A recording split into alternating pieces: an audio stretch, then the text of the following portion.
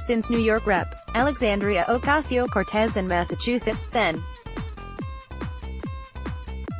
Edward Markey proposed their respective Green New Deal resolutions. A stunning amount of commentary has been published, literally tens of millions of items on the web, according to Google.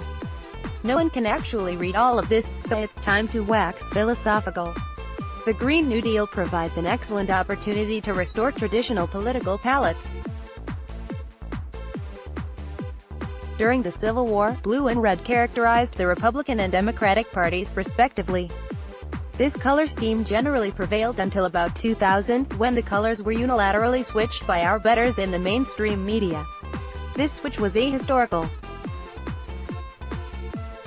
Since at least the French Revolution, red has been associated with the political left, and with socialism and communism in particular. Red retained this association through the European revolutions of 1848 and the Bolshevik Revolution of 1917. Though there are minor exceptions, red is the color of the left in Europe, the United Kingdom, and Latin America. In a bizarre form of American exceptionalism, the United States is different. To their credit, true leftists in the U.S. have refused to capitulate. They still use red as their symbolic color. Now comes the proposed Green New Deal. Setting aside the specifics, which can be chewed over at leisure, its key feature is unapologetic leftism.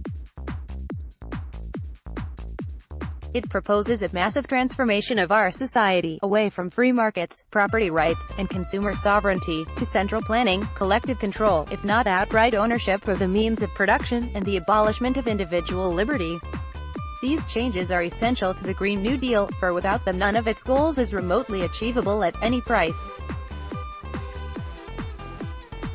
The Green New Deal is leftist in a way that we have not seen since 1948, when Henry Wallace was the standard-bearer of the Progressive Party, an early instance in which the New York Times noted extensive Russian collusion in American politics.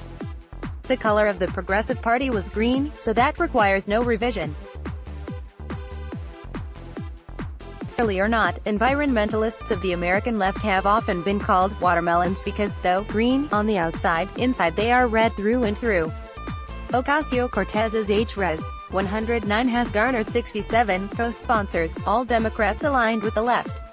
Markey's S59 has 11 co-sponsors, also so aligned. 5 of the 11 also are declared candidates for the presidency. So how can we seriously fail to recognize that the Green New Deal is actually red, in a very traditional and historic sense? The mainstream media will not voluntarily admit error, certainly an error so large as this. So how is it possible to restore the traditional color schemes as a matter of good political hygiene? The answer is simple, and the private sector can accomplish it without government subsidies or regulation, or a World War II-like mobilization along the lines demanded by Ocasio-Cortez. I propose a different, massive transformation of our society, in which our political colors are used honestly once again.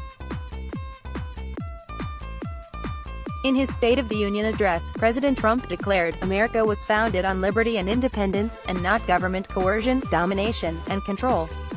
We are born free and we will stay free."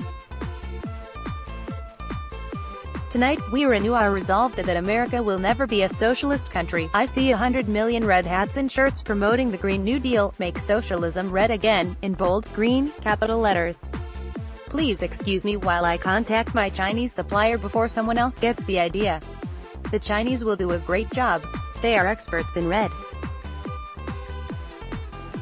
Dr. Richard Belzer is a member of the Federalist Society's Regulatory Transparency Project Energy. He holds a doctorate in public policy from Harvard University and worked as a career economist for the Federal Office of Information and Regulatory Affairs.